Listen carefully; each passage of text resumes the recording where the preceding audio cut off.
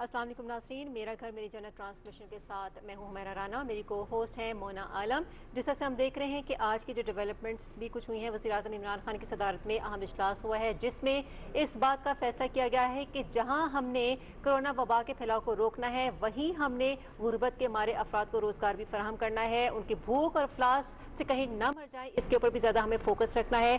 और दूसरी जानिब हमने ये भी देखा कि कौमी असम्बली और सेनेट के इजलास हो रहे हैं तवातुर से एक दिन के गैप के साथ, लेकिन ज़ाहिर ऐसा लगता है कि तमाम पार्टीज का कंसेंसस नहीं हो पा रहा और जो कोविड-19 का मामला है वो कहीं पसे पुश चला गया है और हमें दोनों ऐवान इस वक्त जो है वो सियासत के मैदान दिखाई देते हैं। तमाम पार्टीज को कंसेंसस के साथ एक ही टेबल के ऊपर आना होगा, चूंकि कोरोना का जो अहम इशू है वो कहीं पीछे चला गया है और दूसरे इशूज जो हैं वो फ्रंट पर आ चुके हैं।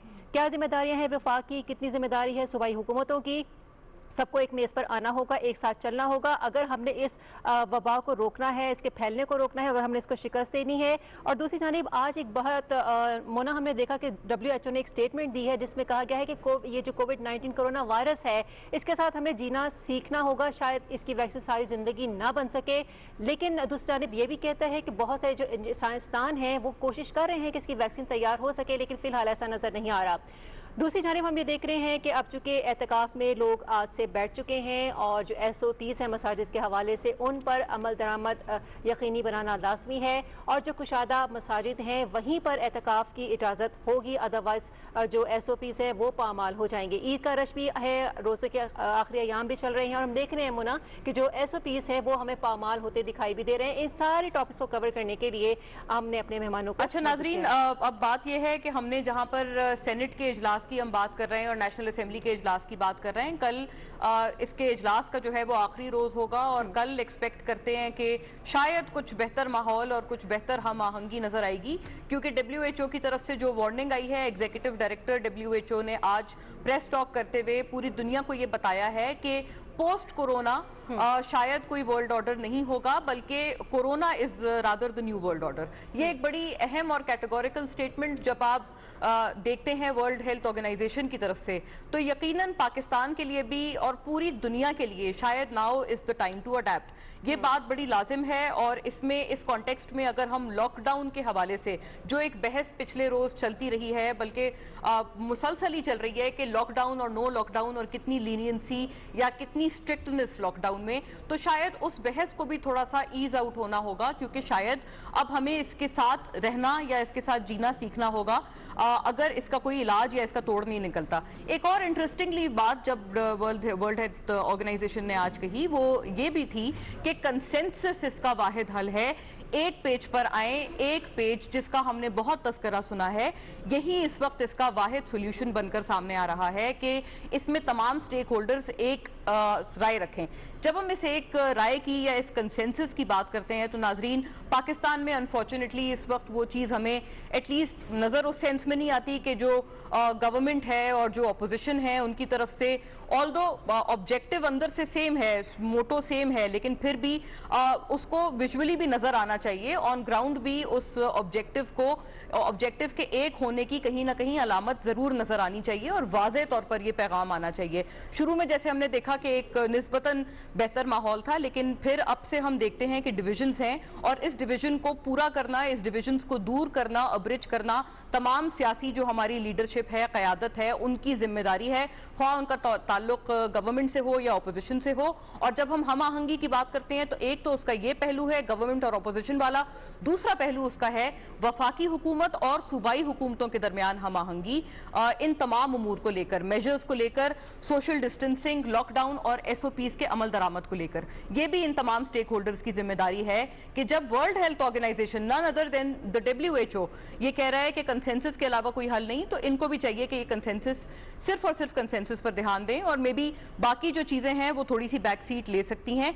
हत्ता यह कि थोड़ी अगर इसके अलावा बात करें तो इकोनॉमिक मेजर्स पर यह भी बात जारी है, जैसे ऑपोजिशन का ये इसरार है कि बेहतर जो है वो मुआशी पैकेजेस अभी भी दिए जा सकते हैं, लेकिन हुकूमत इस वक्त कह रही है कि हुकूमत की तरफ से बड़े सारे मुआशी packages already already in place हैं, सूबाई हुकूमतों का भी इसमें 18वीं तरमीम के बाद एक अलहदा रोल हो जाता है, वगैरह वगैरह। इन तमाम उमूर पर नाज़रीन आज हम कलेक्टिवली बात करेंगे और थोड़ा सा हम इसमें एक्सपर्टीज़ भी शामिल गुफ्तगू रखेंगे और साथ साथ जो सियासी आरा है वो भी टेबल करने की कोशिश रखेंगे। We are joined by doctor Nausheen Hamid साहिबा। सबसे पहले पार्लिमानी सेक्रेटरी हैं आप बराए हेल्थ और मेंबर कौमी असेंबली पाकिस्तान तहरीक इंसाफ से। वेलकम ऑन बोर्ड डॉक्टर साहिबा, हमें स्काइप लिंक के जरिए आप ज्वाइन कर रही हैं और तमाम उमूर पे आपसे बात करेंगे। इकबाल मोहम्मद खान साहब हमें ज्वाइन कर रहे हैं, मेंबर कौमी असेंबली आप MQM से, और क्योंकि हुकूमत के इत्तेहादी हैं उस हक से भी बात करेंगे। और कराची में खास तौर पर बल्दियाती हुकूमत को लेकर MQM का एक बहुत बड़ा रोल है, तो वो भी हम थोड़ा इकबाल साहब से जानने की कोशिश करेंगे, क्योंकि गुज़िश्ता रोज हमने SOPs की धज्जियां उड़ती हुई कराची में खास तौर पर देखी, जिसके बाद से एक स्ट्रिक्ट लॉकडाउन को करना पड़ा, काफी सारी दुकानें और मार्केट्स बंद करनी पड़ी, सील करनी पड़ी, वगैरह वगैरह। वेलकम ऑन बोर्ड इकबाल साहब।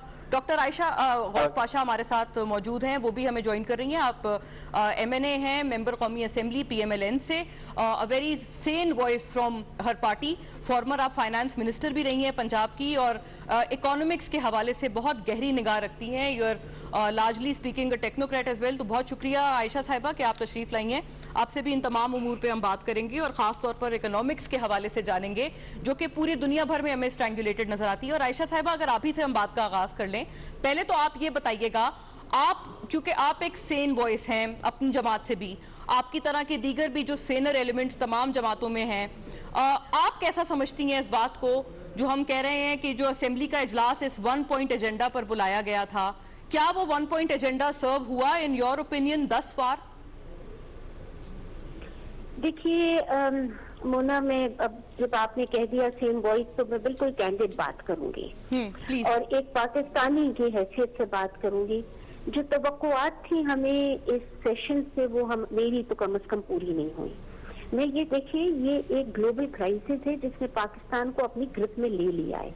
अब जब बड़ी बड़ी इकोनॉमीज, बड़े बड़े मुल्क जिनकी बहुत अच्छी एंडाउमेंट्स हैं, उनके बड़ी सेहत की सहूलियात बहुत अच्छी हैं, उनके पास इनकम बहुत है, उनके पास कैपेसिटी बहुत है, वो टैकल नहीं कर पा रहे हैं, हम तो फिर उनसे बिल्कुल बहुत पीछे रहते हैं। हम तो जैसे कहना चाहिए इमर्जिंग इकोनॉमी भी नहीं है पूरी तरीके से।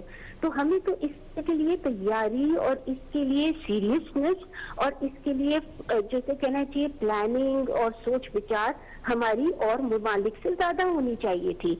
हम ये सोच रहे थे कि हमें वो नजर आएगी, मगर जिस तरह ये अभी तक चला है उसमें मैं तो ये समझती हूँ कि बेहतरी आ सकती थी ये सेशन पे, मुझे नहीं नजर आ रही क्लियर स्ट्रैटेजी हो। फिर वही हो रहा है कि आपने ये नहीं किया, आपने ये कर दिया।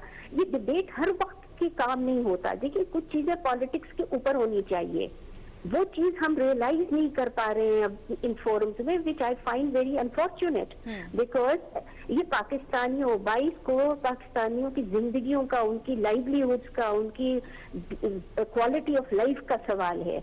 और हम इसको अब उसकी संजीदगी से और उस सीरियसनेस से, उस प्लानिंग के साथ नहीं ले रहे। न गवर्नमेंट ने भी डिसअपॉइंट किया, सच्ची बात तो ये है। और फिर जाहिर है जब गवर्नमेंट की तरफ से ऐसी बातें होंगी तो अपोजिशन ने भी डिसअपॉइंट किया, वो रिस्पॉन्ड करते हैं उसी तरह। तो ये कोई बात मुनासिब नहीं है, ये मेरे नजदीक आई एम डिसअपॉइंटेड। राइट, आपने इसको वाजे तौर पर डिसअपॉइंटिंग आप समझ रही हैं। राइट, डॉक्टर साहिबा, आप बताइएगा, आपका रिस्पांस इस पे वाजे तौर पर आए। पहले तो आयशा साहिबा, और आपको भी मैं यही कहूंगी कि you are also a sane element, sensible element. आप एक बड़ी दाना अपनी तरफ से, अपनी पार्टी की तरफ से आप हैं रिप्रेजेंटेटिव। आपका क्या ख्याल है इस हवाले से? क्या आप सेकंड करती हैं आयशा साहिबा को? क्योंकि जैसे आयशा साहिबा ने कहा, थोड़ा थोड़ा इसका ओनस दोनों पर आता है, गवर्नमेंट पर भी और अपोजिशन पर भी, और कलेक्टिव विजडम उस तरह से नजर नहीं आता। Do you second her on this ma'am?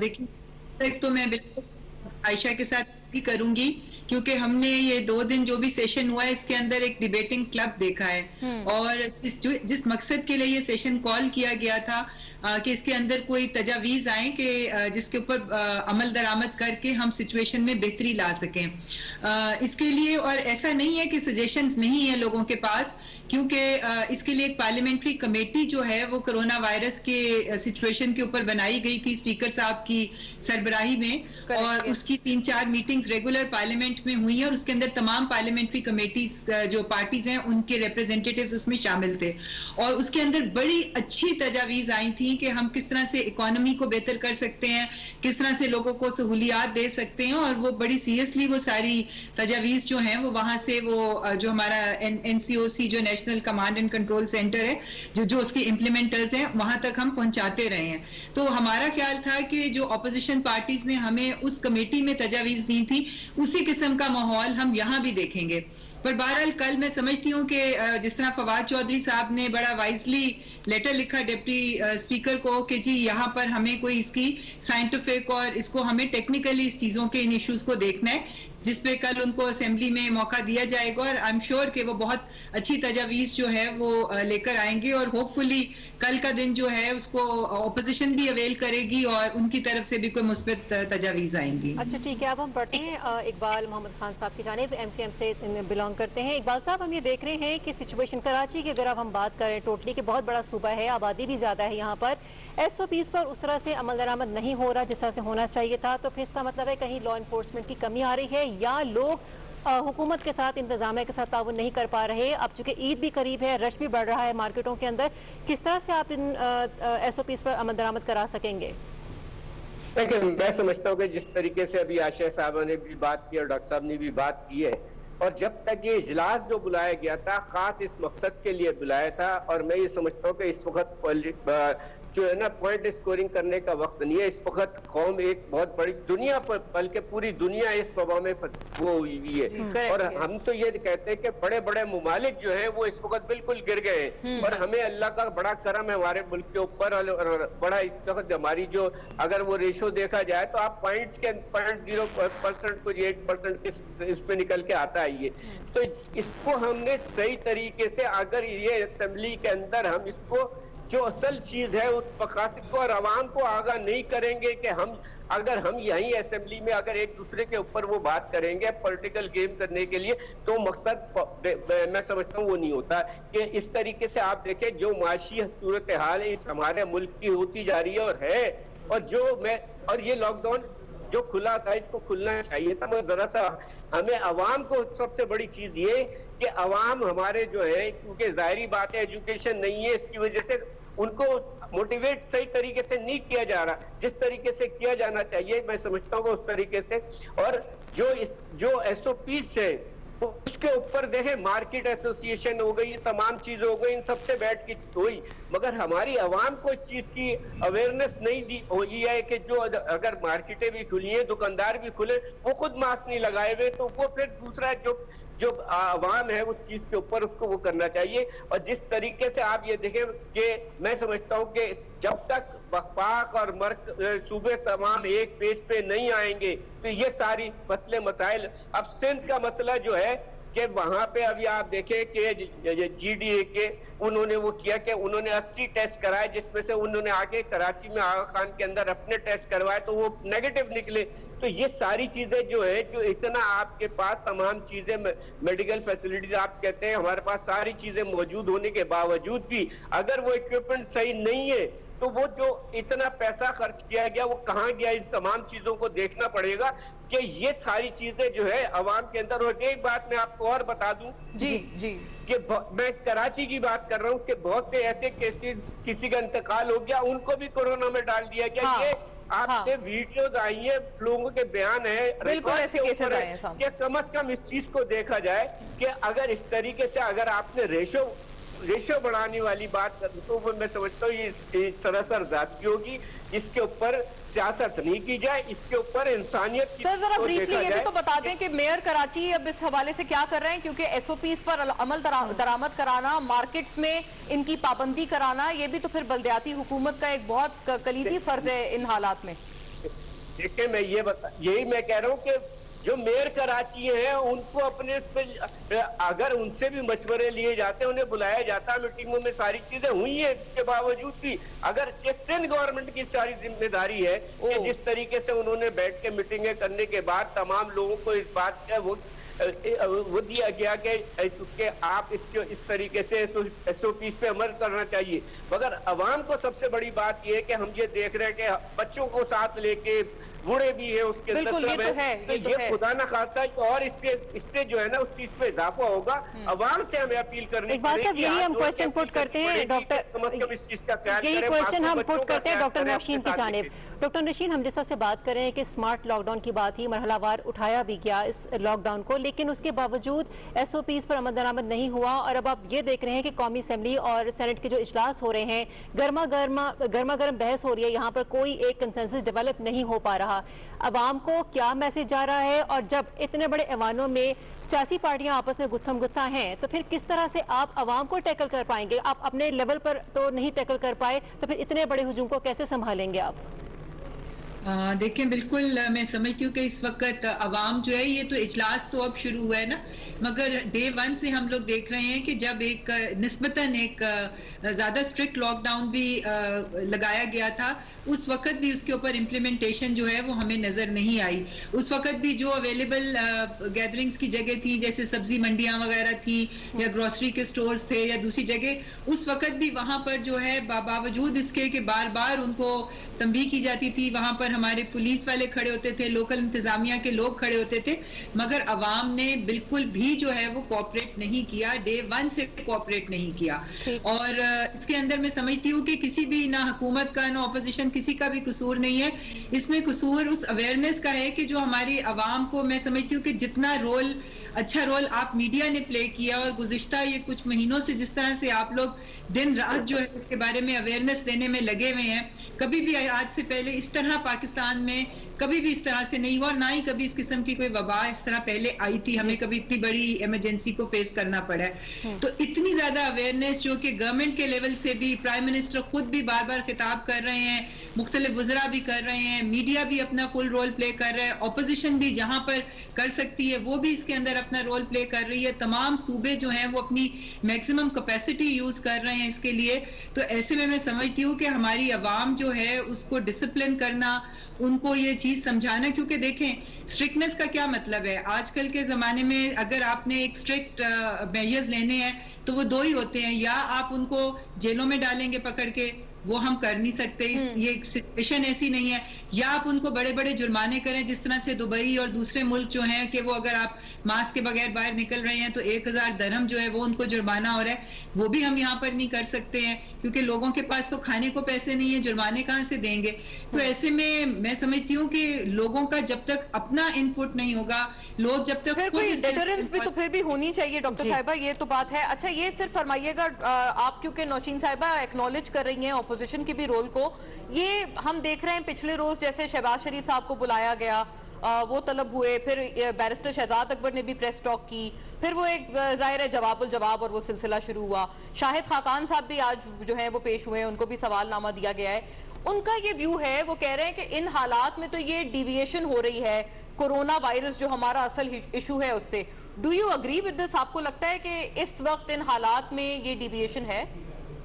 देखिए, इस वक्त तमाम अदारे जो हैं वो अपने काम इंडिपेंडेंटली कर रहे हैं, ना आपके कोर्ट्स बंद हुए हैं, ना आपके दूसरे जो जितने भी गवर्नमेंट या सेमी गवर्नमेंट अदारे हैं सब फंक्शनल हैं। इसी तरह नैब भी एक इंडिपेंडेंट अदारा है और वो विदाउट गवर्नमेंट इन्फ्लुएंस वो अपना काम रूटीन में कर रहा है, उसके अपने SOPs हैं, अपने उनके लॉज हैं जिनके मुताबिक वो काम करते हैं और वो उसके मुताबिक कर रहे हैं। जाहिर है कि वो अदारे बंद तो नहीं कर सकते, आप मुल्क को टोटल शट डाउन तो नहीं कर सकते, अगर वो अदारे SOPs फॉलो करते हुए वो खुले हुए हैं और वहां पे रूटीन का काम हो रहा है, तो ये उसी सिलसिले की कड़ी है कि अगर वो अपने रूटीन का काम कर रहे हैं और अगर उनके पास इनफ एविडेंस आ गया है कि वो इन लोगों को कॉल करके, तो ये साइड बाय साइड ये सारे काम तो चलते रहेंगे, आप काम मुल्क का रोक सकते हैं। Fair enough. डॉक्टर साहिबा, आप बताइएगा आपका क्या ख्याल है, आप अग्री करती हैं इस बात से कि सारे काम चलते रहेंगे? और वाकई क्योंकि हमें तो अपोजिशन लीडर ये कहते हुए नजर आ रहे थे ना, वो ये कह रहे थे कि जो पार्लिमानी अफेयर्स हैं वो चलने चाहिए, पार्लियामेंट शुड रन कोरोना और नो कोरोना इररिस्पेक्टिव। तो ये बताइएगा कि अगर पार्लियामेंट रन करना मांग है तो फिर ये भी तो बात सही है कि इदारे या फिर नैब या इस किस्म की भी जो दीगर इदारे हैं वो भी अपनी एक्टिविटीज जारी रखेंगे। देखिए, गुजारिश इसमें सीधी सी है, मैं इस वक्त डॉक्टर नौशीन हामिद से एग्री नहीं कर रही। मैं बताऊं उसकी वजह क्या। इदारे अगर अपना काम कर रहे होते तो सिर्फ ऑपोजिशन को टारगेट कर रहे होते, गवर्नमेंट में जो इस वक्त हो रहा है, इतने बड़े बड़े स्कैंडल हैं, क्या इदारे उसके लिए आंखें बंद करके कान बंद करके बैठे हुए हैं? अगर वो कान बंद करके आंख बंद करके बैठे हुए तो ये कैसे क्लेम कर रही हैं, या गवर्नमेंट कैसे क्लेम कर सकती है कि ये तो सिर्फ अपना इंडिपेंडेंट काम कर रहे हैं, इम्पार्शियली आगे बढ़ रहे हैं? नहीं, देखिए पॉइंट ये है कि इस तरह अब नहीं आप कौम की आंखों में धूल झोंक सकते। अगर इदारे इंडिपेंडेंटली काम कर रहे होते, इंस्टीट्यूशंस जो हैं वो एपॉलिटिकल होते, तो उनके खिलाफ एक्शन होता जो अभी दवाओं के लिए स्कैंडल में थे। जो चीनी और आटे के स्कैंडल में 1-2 मिलियन की बात नहीं हो रही है, यहाँ बिलियन 100 बिलियन का जिसने पाकिस्तानियों को लूटा है उसके खिलाफ कोई एक्शन नहीं हुआ। उससे पहले दवाओं का 400% बढ़ गया, कोई एक्शन हमने नहीं देखा। तो ये बातें छोड़ दें।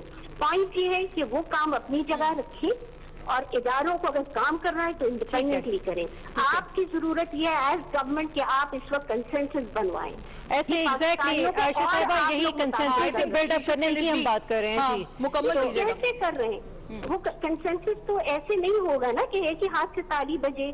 आप जब वो इन्वायरमेंट क्रिएट नहीं कर पा रहे कि आओ मिल बैठो, पाकिस्तानी हमारा एजेंडा है, हमें 22 मिलियन पाकिस्तानियों को प्रोटेक्ट करना, उनकी जिंदगियां बचानी है, उनकी सेहतें बचानी है, उनका रोजगार बचाना, उनकी क्वालिटी ऑफ लाइफ बचानी है, मिल के बैठ के स्ट्रैटेजी बनाए। ये कहाँ नजर आया हमें? ना हमें अभी पार्लियामेंट में नजर आया। ये तो बार बार कहा जा रहा है, मैं रिपीट नहीं करती कि जो प्राइम मिनिस्टर साहब हैं वो तो बहैसियत प्राइम मिनिस्टर से तो गायब थे ही, बट अब तो हमें हेल्थ मिनिस्टर भी नजर नहीं आ रहे जो जिनके हाथ में ये सारा काम होना चाहिए था। तो पॉइंट ये है कि इस वक्त इन चीजों को छोड़ दें। देखिए ये वक्त बहुत आएंगे और आते रहेंगे, वो करते रहें। पॉइंट ये है कि इस वक्त आपको कंसेंसस बनाना है या नहीं बनाना है। सही, दो व्यूज आ गए हमारे पास। ह्यूज एक्सरसाइज है ये ह्यूज अंडरटेकिंग है। इनको एहसास नहीं हो रहा। आपने बताया भी WHO क्या कह रहा है कि ये एटीट्यूड से इस तरह पाकिस्तानियों की लाइवलीहुड और उनकी मायारी जिंदगी और उनकी जिंदगियां बचा सकते, या फिर ये इस तरह छोड़ दिया उन्होंने हमें। ये तो एक कंट्रोवर्शियल बात है। वो जो आजकल चल रहा है इम्यूनिटी, हर्ड इम्यूनिटी डेवलप कर रहे हैं कि जाएं आप फैले और जितनों को फारिग होना है वो फारिग हो जाएं। ये क्या मुझे समझ नहीं आ रही। और वो तो नेगेट कर रहे हैं, बाकायदा पूछा भी गया है गवर्नमेंट रिप्रेजेंटेटिव। मगर देखिए ना, एक्शंस तो उसके खिलाफ नहीं जा रहे ना। एक्शन जो है लैक ऑफ कोऑर्डिनेटेड स्ट्रैटेजी, कभी लॉकडाउन हाँ कभी लॉकडाउन ना, जब बढ़ रहे हैं केसेस तो लॉकडाउन खुल गया।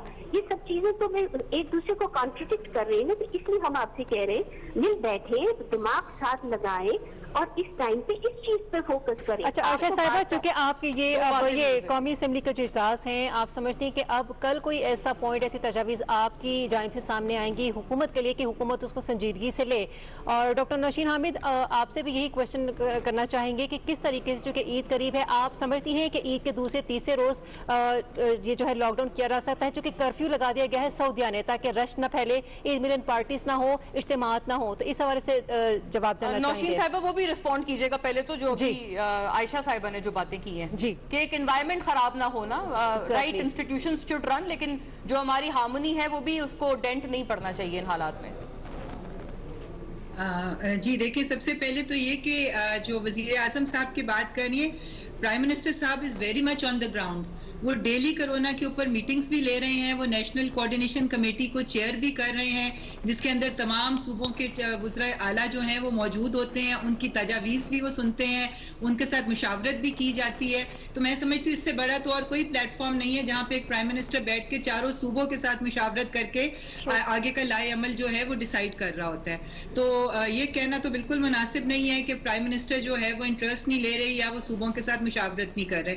मगर इस वक्त हम देख रहे हैं कि ये दूसरी तरफ से भी आप देखें कि सारा वक्त वफाक के ऊपर मलबा डाला जाता है कि जी वफाक अपना रोल नहीं कर रहा। तो कहां पर वफाक अपना रोल नहीं कर रहा? जो हमारी 18th अमेंडमेंट के बाद जो वफाक की रिस्पॉन्सिबिलिटी रह जाती है कि हमने सारे सूबों को जो है वो उनको प्रोटेक्टिव गेयर्स प्रोवाइड करने हैं, उनको डायग्नोस्टिक्स प्रोवाइड करनी है, हमने उन लोगों के लिए ये जो लेबोरेटरीज वगैरह हैं वो सारी प्रोवाइड करनी है, वेंटिलेटर्स प्रोवाइड करने हैं। तो ये बिल्कुल इस वक्त एनडीएमए जो कि वफाक का अदारा है वो उसको ये ड्यूटी दी गई है और वो तमाम सूबों को जो है वो बिल्कुल एक उनकी तनासुब के हिसाब से ये तमाम चीजें उनको प्रोवाइड की जा रही हैं और तमाम फैसिलिटीज जो है इस वक्त मैं समझती हूँ चारों सूबों को जो है वो वफाक की तरफ से बिल्कुल बिला तफरीक जो है वो प्रोवाइड की जा रही हैं। तो इसमें तो ये अगर कहा जाए कि जी वफाक रोल नहीं कर रहा तो ये मैं समझती हूँ कि मुनासिब नहीं है। और दूसरा जिन्होंने जिन और स्कैंडल्स का जिक्र किया है कि अद्वियात के ऊपर या क्या, उसके ऊपर भी जो है वो काम हो रहा है और बहुत जल्द उसकी रिपोर्ट्स भी सामने आ जाएंगी। उसके ऊपर बड़ी थरो इन्वेस्टिगेशंस जो हैं वो जारी हैं और जो भी हकायक होंगे वो सामने आएंगे और जो भी जिम्मेदारान होंगे उनके खिलाफ एक्शन लिया जाएगा। इसकी यकीन दहानी जो है वो बार बार हुकूमत की तरफ से कराई जा रही है और मैं समझती हूँ कि आप लोगों को एग्री करना चाहिए कि ऐसा ही होगा। डॉक्टर साहिबा, आप उस पर्टिकुलर जो एक केस है उसकी बात कर रही हैं जो ये इंपोर्ट की गई हैं दवाएं भारत से और फिर वो पूछा गया था डॉक्टर जफर मिर्जा से, जो गालिबन अब शहजाद अकबर साहब भी उस चीज को देख रहे हैं।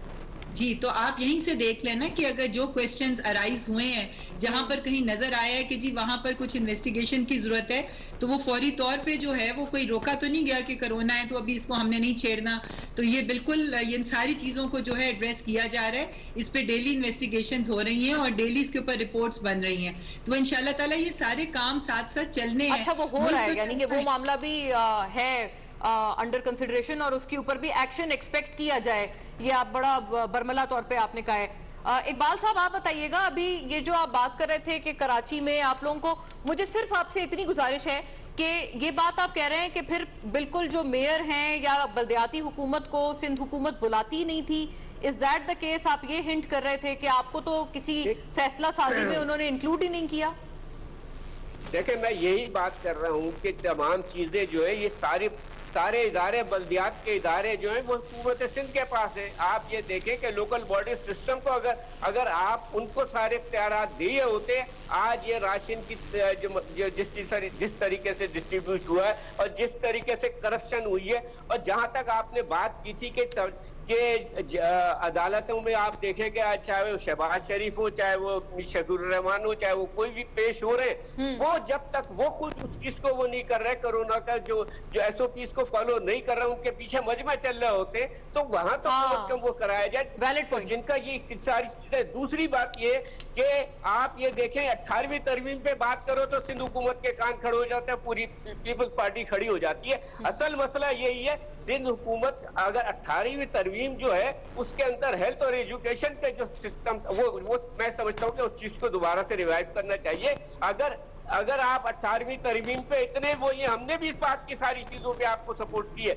मगर जो असल जो 18वीं तरमीम का मतलब है कि सूबों को इख्तियारात दिए जाएं। जब सूबों को इख्तियारात दिया जाए, असल इख्तियारात आपका लोकल बॉडी सिस्टम है कि वो निचली सतह तक वो सिस्टम को बजाया जाए। सारी चीजें जो है जब तक आप अपने मतलब की चीज निकाल ले, जो अवाम के मतलब का वो उसको आपने मेयर को पावर नहीं दिया, चाहे वो शक्कर का मेयर हो, चाहे नवाबशाह का मेयर हो, तो ये सारी चीजें हम तो यही कहते हैं कि अगर हम बात करते हैं तो वो होती है कि इस तरीके से नहीं होगा कि जब तक बात, अगर आप उस चीज को सही तरीके से सूबा अपना इस्तेमाल नहीं करेगा तो ये। और मैं ये कहूंगा वजीर आजम पाकिस्तान ने सबसे बड़ी बात यही है कि चाहे वो उनके अपने वज़रा हो, चाहे कोई भी स्कैंडल आया, उन्होंने उसको ओपन किया है। और ये सबसे बड़ी बात यही है कि इसको चेक एंड बैलेंस करने के लिए ये सारी चीजें, और ये जो करप्शन की बात ये है, ये वन फॉर ऑल खत्म होनी चाहिए। इसको बिल्कुल जो भी है इसको सतह पे लेके आए, जो इसके अंदर मुलविस है, जिन्होंने मुल्क को लूट के खा गए पूरा पाकिस्तान। आज हम माशी तौर पे गिरते चले जा रहे हैं, इस वबा ने हमें और माशी तौर पे खत्म करती चली जा रही है। उनको फौरन कैफरे किरदार तक पहुंचाया जाए। अब ये नहीं होगा कि 6 महीने की डेट दे दी फिर उसके बाद दे दी, नहीं, इनसे पैसा निकाला जाए। और आप देखें कि इस वक्त सिंध की बात होती है, पंजाब की बात होती है, चाहे सूबा सरहद की बात हो, बलूचिस्तान की बात हो, कि क्या हमारे सूबों के हालात हैं। जब आपको खैरात मिलने के बावजूद भी अगर आप वहां ना करें तो उसकी सारी चीजें अभी आपके सामने एग्जाम्पल मौजूद है कि GDA के जो वहाँ पे MPA है उनको पॉजिटिव आ गया, उनके साथ 80 लोगों को आ गया। जब उन्होंने आके कराची में वो करवाया तो सारे उसमें नेगेटिव निकला। तो इसका मतलब ये कि आपका सिस्टम जो है, हाँ, टेस्टिंग की भी फिर आप फैसिलिटी को इतना सच क्या ट्रस्ट करें, राइट? सही हो गया। अच्छा, ठीक है। डॉक्टर नौशीन हामिद, आपकी तरफ आते हैं। ये भी अब कहा जा रहा है कि सेकंड फेज ऑफ कोरोना जो है वो शुरू हो चुका है और इस तरह से चाइना ने अपने एक और सूबे को लॉकडाउन मुकम्मल तौर पे कर लिया है। अब चूंकि हम ये देख रहे हैं कि केसेस दिन ब दिन बढ़ते चले जा रहे हैं और अब तक हम देखें कि 35,000 से प्लस कर गए हैं जो केसेस हैं। इस सूरत हाल में आप बताइएगा कि जो स्पेन है वहाँ पर भी ये दोबारा से इसका सेकंड फेज आ चुका है। हम अभी पहले फेज से ही गुजर रहे हैं, हमें नहीं पता कि कब हमारा कब फ्लैटन होगा जाके। ये जानना चाहते हैं कि अगर हम फर्स्ट फेज को पूरी तरह से टैकल नहीं कर सके तो जो एक खदशा मौजूद है सेकंड फेज का, उसको हम कैसे टैकल करेंगे? देखिए जी, मैं समझती हूँ कि ये कुछ वबा ही इस किस्म की है कि बड़े बड़े डेवलप्ड नेशंस जो हैं, जिनके बहुत स्ट्रॉन्ग हेल्थ केयर सिस्टम्स थे, जिनके पास कोई इकोनॉमी की जिनके पास कोई किसी किस्म की वो कमी नहीं थी, वो तमाम नेशंस भी जो हैं वो आज इसके आगे बेबस हैं। तो हम तो फिर एक जो है अंडर डेवलप्ड कंट्री है लिमिटेड रिसोर्सेज के साथ। तो ऐसे में मैं समझती हूँ कि हमें इस चीज़ को देखना चाहिए कि गवर्नमेंट जो है वो अपने तमाम वसाइल, तमाम अपनी जितनी भी उनके पास कैपेसिटी है उसको बुरोकार ला रहे हैं। मगर अब इसके अंदर में ये आप ये देख लें कि जब तक अवाम जो है इसमें, देखिए गवर्नमेंट अकेली कुछ भी नहीं कर सकती। वो तो सिर्फ ये कर सकती है ना कि आपको SOPs दे सकते हैं। अब ये जो लॉकडाउन कल खुला है, तमाम जो ताजिर थे उन्होंने एक मायदा किया था कि हम तमाम SOPs पे अमल दरामद कराएंगे, मगर देखा ये गया है कि किसी मेजॉरिटी दुकानदारों ने ना सैनिटाइजर्स थे, ना ग्लव्स थे, ना उन्होंने ग्राहकों को रोका। तो ये चीजें अब सबने इसमें रोल अदा करना है ना। लेकिन फिर मिंगलिंग तो नौशीन साहबा, मिंगलिंग तो अनचेक रह जाएगी, फिर SOPs का फायदा ही नहीं कोई रहेगा अगर लोग उसको फॉलो नहीं करें और हम जबरदस्ती करवा नहीं सकते, हुकूमत जबरदस्ती करवा नहीं सकते, तो फिर चेक कैसे आएगा? देखिए चेक तो कर रहे हैं, जाहिर है इनको बिल्कुल इनके ऊपर चेक एंड बैलेंस है इनके ऊपर। कल भी असलम इकबाल साहब ने एक बड़ी सख्त किस्म की प्रेस कॉन्फ्रेंस करके इन लोगों के लिए बहुत इनसे सख्ती से बात की है। तो चेक एंड बैलेंस तो है। नोटिस में तो नाराज हो गए असलम इकबाल साहब से। जी। अब अगर ये नहीं करेंगे अमल दरामद तो फिर आपको हिंट तो असद उमर साहब ने दे दी है कि हम एक दूसरे लॉकडाउन की तरफ जा सकते हैं। और वो लॉकडाउन यही होगा कि यही जो ताजरान वगैरह जो हैं जिन्होंने अमल दरामद नहीं किया, इनको एक दफा फिर से लॉकडाउन में जाना पड़ेगा। तो गवर्नमेंट के पास तो और क्या चॉइस है?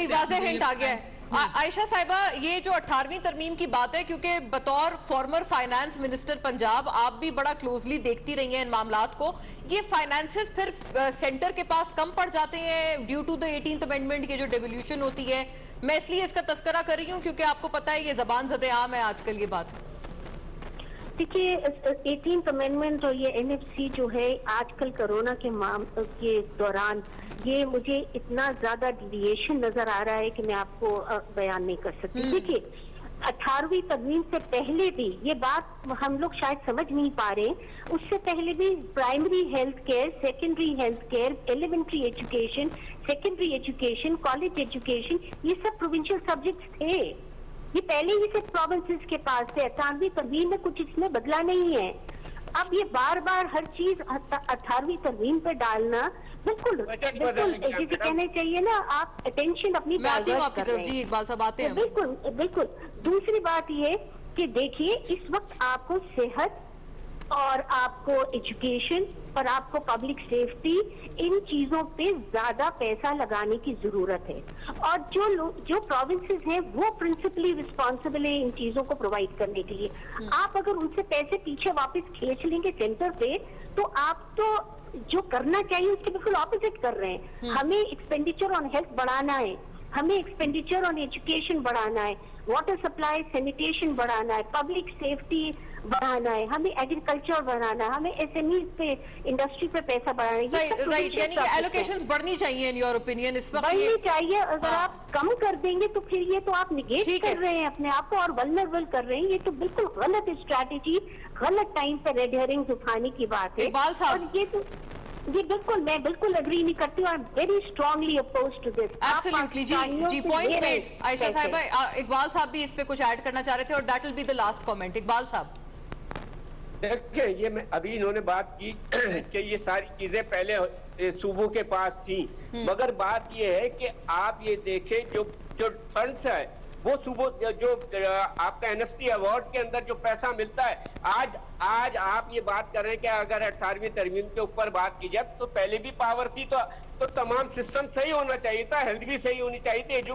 आप सिंध के अंदर जाके एजुकेशन सिस्टम देखें, आप हेल्थ सिस्टम देखें, बिल्कुल। और डेवोल्यूशन ऑफ पावर की बात करें, डेवोल्यूशन पावर आप देख सूबों को दे, नीचे बल्दियाती लोकल गवर्नमेंट जो है, असल तो वो सारी चीजें वो है जो लोकल गवर्नमेंट के स्कूल हैं, जो हॉस्पिटल्स हैं, उनके आगे जाके आप हशर तो देखें। क्या सिंध के अंदर तो वो हालत है कि आप कि कोई एक सिंध का एक बड़ा शहर बता दे कि बहुत बड़े बड़े काम कर दिए उन्होंने डेवलपमेंट। राइट इकबाल साहब, पॉइंट आपका आगे, वक्त इतना ही था। I will have to wind up on that note, लेकिन बड़ी कंस्ट्रक्टिव आप तमाम ने बात की है। Thank you to the ladies and gentleman, doctor Nausheen Hamid, Ayesha Ghaus Pasha साहिबा और मोहम्मद इकबाल साहब हमें ज्वाइन कर रहे थे। इकबाल मोहम्मद खान साहब, उनसे तमाम से हमने बड़े लार्जली स्पीकिंग इस वक्त ऑनगोइंग इश्यूज पे भी बात की है और हमारा जो प्राइमरी इशू है कोविड का वो कहीं डिविएट तो नहीं हो रहा, इस हवाले से भी हमने जाना।